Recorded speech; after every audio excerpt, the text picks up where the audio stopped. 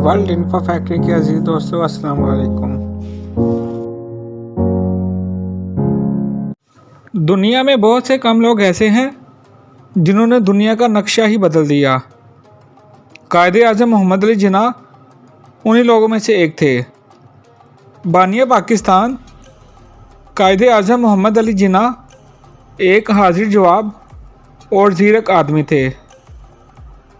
आज इस वीडियो में हम कायदे आज़म की हाजिर जवाबी के कुछ वाक़ियात का जिक्र करेंगे। मेरी तमाम दोस्तों से गुजारिश है कि मेरी इस वीडियो को आखिर तक देखें।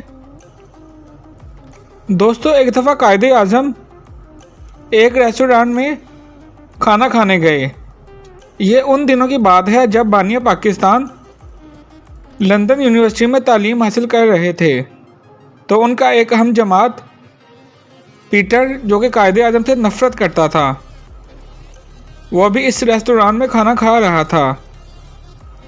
कायदे आज़म मोहम्मद अली जिन्नाह अपनी ट्रे पकड़कर उसी टेबल पर चले गए तो उस अंग्रेज़ को ये इंतहाई नागवार गुजरा और वह कहने लगा कि आपको नहीं मालूम, खिंजीर और परिंदा एक टेबल पर बैठ के खाना नहीं खा सकते।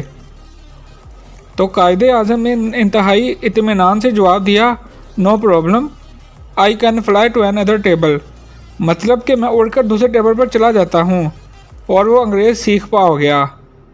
उसने कायदे आज़म से बदला लेने का सोचा और कुछ ही दिनों के बाद उस अंग्रेज़ ने कायदे आज़म से सवाल किया कि अगर आप रास्ते में जा रहे हों तो दो बैग पड़े हों, एक में अकल हो और दूसरे में पैसे, तो आप क्या उठाएंगे? तो कायदे आज़म ने कहा, मैं पैसे वाला बैग उठाऊँगा।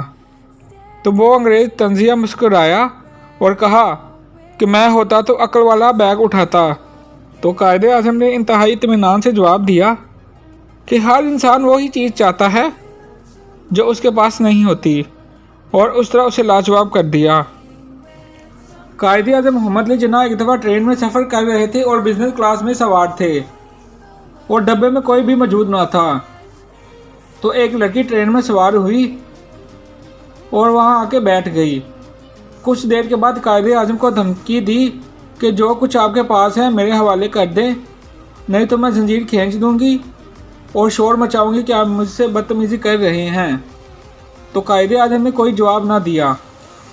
उसके बाद लड़की ने दोबारा से 2 से 3 दफ़ा कहा, लेकिन कायदे आज़म ने कोई जवाब ना दिया। और कायदे आज़म ने उसे इशारे से कहा कि मुझे लिख कर दे दो, मैं सुन नहीं सकता। तो उसने कायदे आज़म को लिख कर दिया और आपने जंजीर खींच दी। और जब पुलिस वाले आए तो आपने वही कागज़ पुलिस वालों के हवाले कर दिया और यूं आपकी जहानत से वो लड़की गिरफ़्तार हो गई। आपकी दयानतदारी के बारे में कुछ वाक़ियात का जिक्र करता चलूँ। एक दफ़ा जब आप वकालत करते थे तो एक ताजिर एक मुकदमा लेकर आया कि आप मेरा केस लड़ें। तो कायदे आज़म ने कहा, ठीक है। और उस ताजिर ने आपसे फ़ीस के बारे में पूछा तो आपने कहा कि मैं दिनों के हिसाब से फ़ीस लेता हूँ और तकरीबन 500 रुपये एक दिन का बताया। तो उस आदमी ने कहा कि मेरे पास सिर्फ 5000 है, आप केस लड़ें। तो आपने जवाब दिया कि मैं केस नहीं लड़ सकता, हो सकता है कि कहीं केस तूल पकड़ जाए और आप फ़ीस नहीं दे सकोगे। उसके बाद कायदे आज़म ने अपनी जहानत से ना सिर्फ केस लड़ा बल्कि सिर्फ 3 दिनों में ही वो जीत गए। तो उस ताजिर ने खुश होकर सारी रकम देनी चाहिए, लेकिन आपने अपनी फ़ीस लेने के बाद कहा, मैंने अपना हक रख लिया है और ज़्यादा मैं नहीं ले सकता। आपकी दयानतदारी का सबूत इस बात से मिलता है कि एक दफ़ा आप ट्रेन में सफ़र कर रहे थे तो याद आया कि वो अपना टिकट घर भूल गए हैं। तो जब आप अपनी मंजिल पर पहुंच गए तो आप टिकट चेकर के पास गए और उसे सारी बात बताई।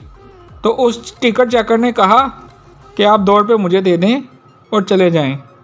आपने नहायत ही गुस्से से कहा कि तुमने मुझसे रिश्वत का मुतालबा करके कानून तोड़ा है। और उसके बाद काफ़ी लोग जमा हो गए तो वो चेकर जान छुड़ाने के लिए काफ़ी कोशिश की, लेकिन कायदे आज़म ने उसे पुलिस के हवाले कर दिया और गिरफ़्तार करवा दिया। और उसी तरह आपकी जहानत और सखावत का एक और वाक़या बयान करता चलूँ कि एक दफ़ा कायदे आज़म ट्रेन में सवार होने लगे थे तो उनका जूता उतर गया और ट्रेन चल पड़ी। तो कायदे आज़म ने फ़ौरन से दूसरा जूता भी उतार दिया और सवार हो गए। तो किसी के पूछने पर आपने जवाब दिया कि एक जूता ना तो मेरे काम का है, अगर किसी और को मिलता है दूसरा जूता तो वो भी उसके काम नहीं आएगा, तो क्यों ना मैं अपना दूसरा जूता भी उतार दूं ताकि जिसको मिले वो दोनों जूते इस्तेमाल कर सके।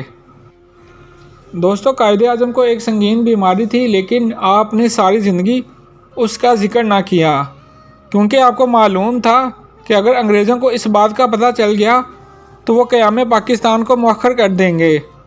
लेकिन आपने सारी ज़िंदगी उसको छिपाया और तकलीफ़ में रहे और आखिरकार उस बीमारी की वजह से अपने खालिक हकीकी से जा मिले। उम्मीद करते हैं कि ये वीडियो आपको पसंद आई होगी। तो दोस्तों, मेरी इस वीडियो को लाइक, शेयर और कमेंट्स करें ताकि हम अपनी वीडियोज़ को बेहतर से बेहतर बना सकें। तो मिलते हैं अगली वीडियो में। अल्लाह हाफिज़।